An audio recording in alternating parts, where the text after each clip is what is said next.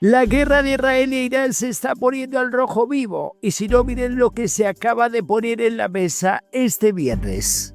¿Está realmente Irán cerca de producir una bomba nuclear como dice Israel? Israel ha atacado varias instalaciones nucleares en Irán, como parte de su campaña aérea a gran escala, que el primer ministro Benjamin Netanyahu sostiene que es necesaria para inhibir la amenaza iraní contra la supervivencia de Israel. Después de que la primera ola de ataques el viernes dañara la planta de enriquecimiento de uranio de Natanz y mataran a los principales científicos nucleares iraníes, Netanyahu afirmó que Israel había actuado porque si no se frenaba, Irán podría producir un arma nuclear en muy poco tiempo. Podría suceder en un año, podría suceder en unos pocos meses, advirtió. El ministro de Relaciones Exteriores de Irán, Abbas Araghchi, expresó el pasado domingo que Israel había cruzado una nueva línea roja del derecho internacional al atacar las instalaciones nucleares y que Irán estaba lanzando misiles y drones contra Israel como represalia. También insistió en que su programa nuclear era pacífico y que la doctrina de su país estaba arraigada en nuestra convicción en la prohibición e ilegitimidad de las armas nucleares. ¿Qué evidencia hay de que Irán tenga un programa de armas nucleares? Netanyahu señaló que Israel golpeó el corazón del programa de armamento nuclear de Irán cuando atacó Natanz y que los científicos nucleares que mató estaban trabajando en una bomba iraní. El ejército israelí aseguró que en meses recientes había recopilado inteligencia que mostraba el progreso concreto que se había logrado en los esfuerzos del régimen iraní para producir componentes de armas adaptados a una bomba nuclear, incluyendo un núcleo metálico de uranio con una fuente iniciadora de neutrones para detonar una explosión nuclear. Sin embargo, Kelsey Davenport, directora de política de no proliferación de la Asociación de Control de Armas, una organización no partidista en Estados Unidos, le ha asegurado a la BBC que el primer ministro de Israel no presentó ninguna evidencia clara o convincente de que Irán estuviera a punto de lograr un arma nuclear. Durante meses, la posibilidad del éxito de Irán ha sido cercana a cero, le dijo a la BBC refiriéndose al tiempo que le tomaría a Teherán adquirir suficiente material para una bomba. Igualmente, el cálculo de que Irán podría desarrollar un arma nuclear cruda en unos meses no es nuevo. Aseguró que algunas de las actividades nucleares de Irán podrían aplicarse al desarrollo de una bomba, pero que las agencias de inteligencia de Estados Unidos habían concluido que el país no estaba involucrado en trabajos clave de fabricación de armas nucleares. El pasado mes de marzo, la directora de Inteligencia Nacional de los Estados Unidos, Tulsi Gabbard, declaró ante el Congreso de su país que las reservas de uranio enriquecido de Irán estaban a su nivel más alto y sin precedentes para un Estado sin armas nucleares.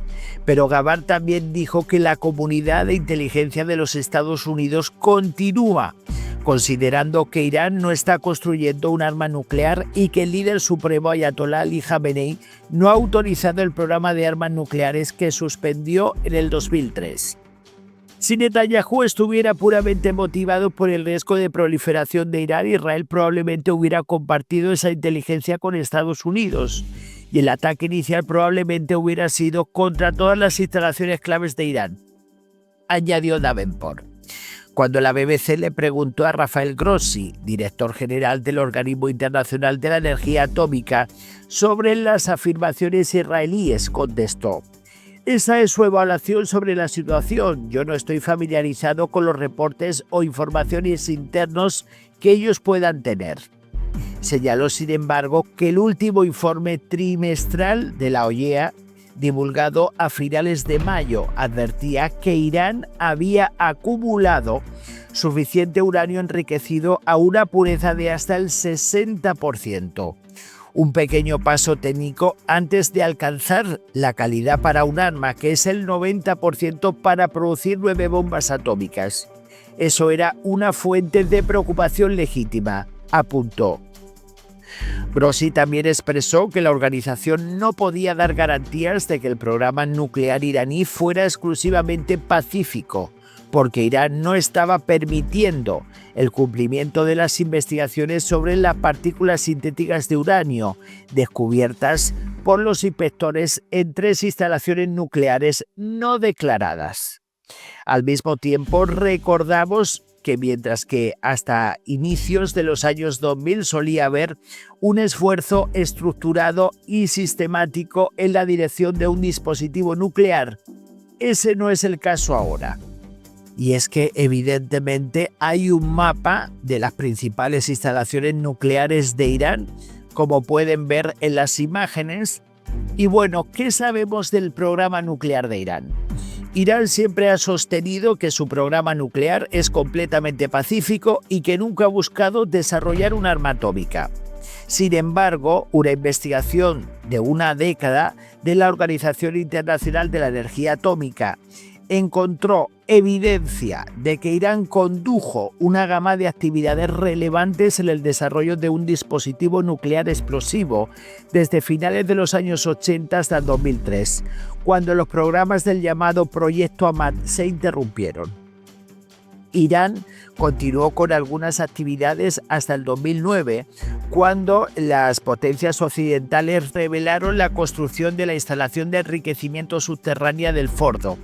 Pero después de eso no hubo indicios creíbles del desarrollo de armas, concluyó la organización. En el 2015, Irán llegó a un acuerdo con 6 potencias mundiales bajo el que aceptó las restricciones de sus actividades nucleares y se permitió un riguroso monitoreo de los inspectores de la OIEA a cambio del relajamiento de las sanciones económicas. Las limitaciones clave abarcan la producción de uranio enriquecido que se usa en la producción de combustible para reactores, pero también para armas nucleares.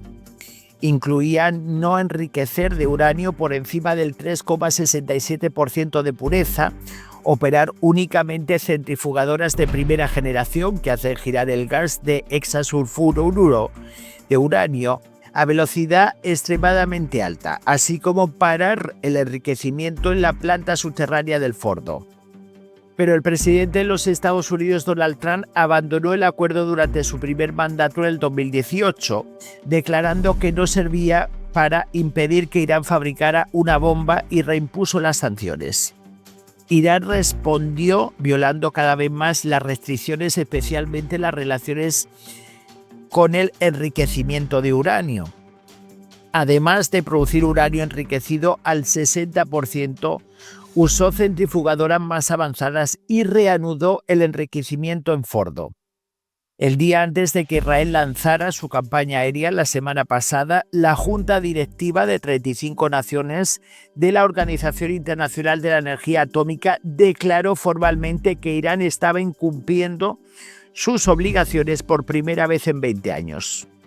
Irán contestó que respondería a la resolución montando una nueva instalación de enriquecimiento de uranio en un lugar seguro y reemplazando las centrifugadoras de primera generación del Fordo por máquinas de sexta generación. ¿Cuánto daño ha hecho Israel a la infraestructura nuclear de Irán?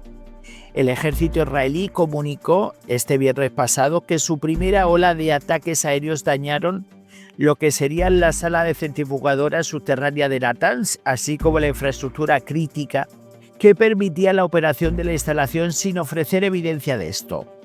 Rafael Grossi ha asegurado que el ataque destruyó parte de la planta piloto de enriquecimiento de combustible sobre tierra, donde las centrifugadoras producían uranio enriquecido al 60% y la infraestructura eléctrica del lugar.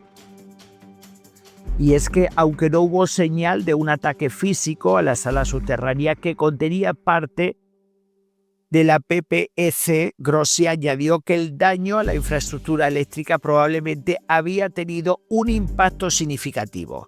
Nuestra evaluación es que con esta súbita pérdida de energía externa hay una gran posibilidad de que las centrifugadoras hayan sido severamente dañadas, si no destruidas del todo.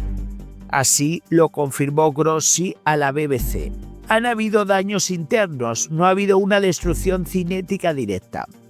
Las centrifugadoras son máquinas frágiles finamente calibradas. Un pequeño problema como un apagón puede hacerla girar fuera de control con sus partes chocando entre ellas mutuamente.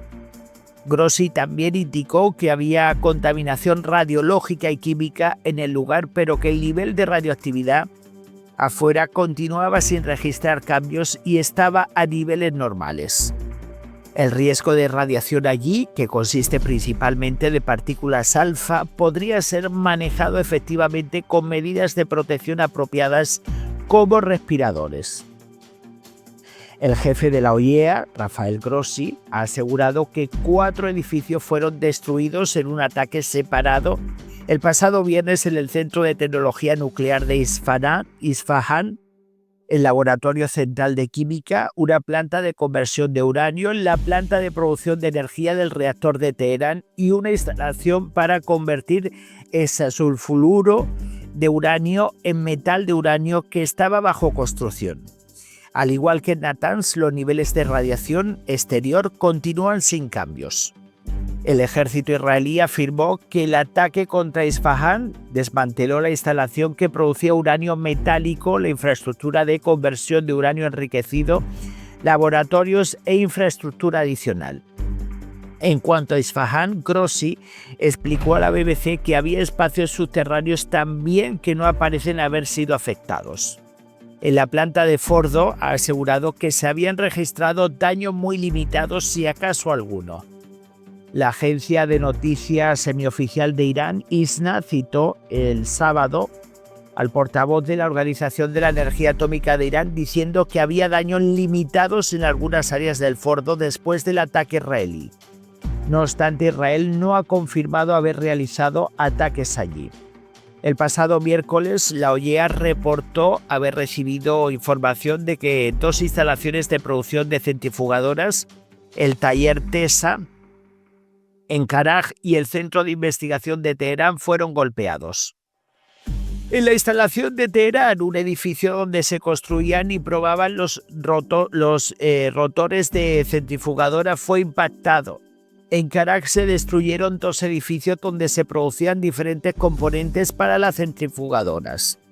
Los militares israelíes informaron que sus aviones de combate atacaron instalaciones de producción de centrifugadoras, así como instalaciones de investigación y desarrollo del proyecto de desarrollo de armas nucleares del régimen iraní. Kelsey Davenport señaló que los ataques contra Natanz aumentarían el tiempo para lograr el éxito, pero que no tendremos un panorama claro de qué tan rápido podría Irán reanudar sus operaciones allí o si podría desviar el uranio hasta que la OIEA pueda llegar al sitio. También ha asegurado que esperaba que la instalación del Fordo fuera atacada si lo que busca Israel es retrasar el programa nuclear de Irán. Mientras Fordo continúe operacional, Irán todavía plantea un riesgo de proliferación a corto plazo.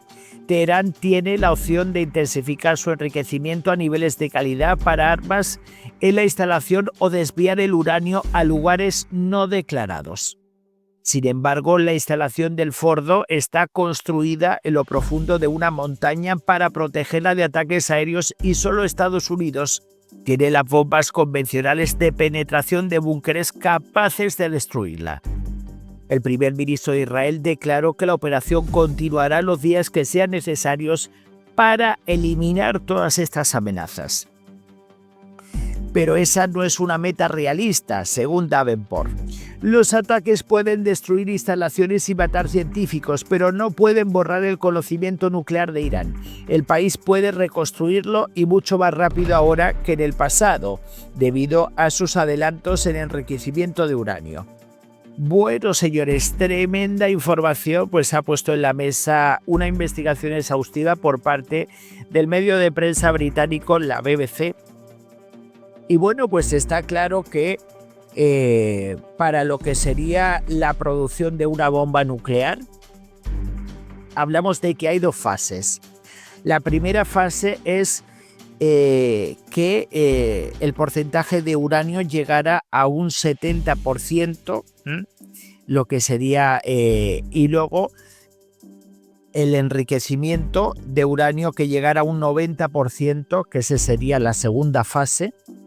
y ya con eso sí que se podrían tener armas nucleares. Por lo tanto, ¿qué es lo que está haciendo?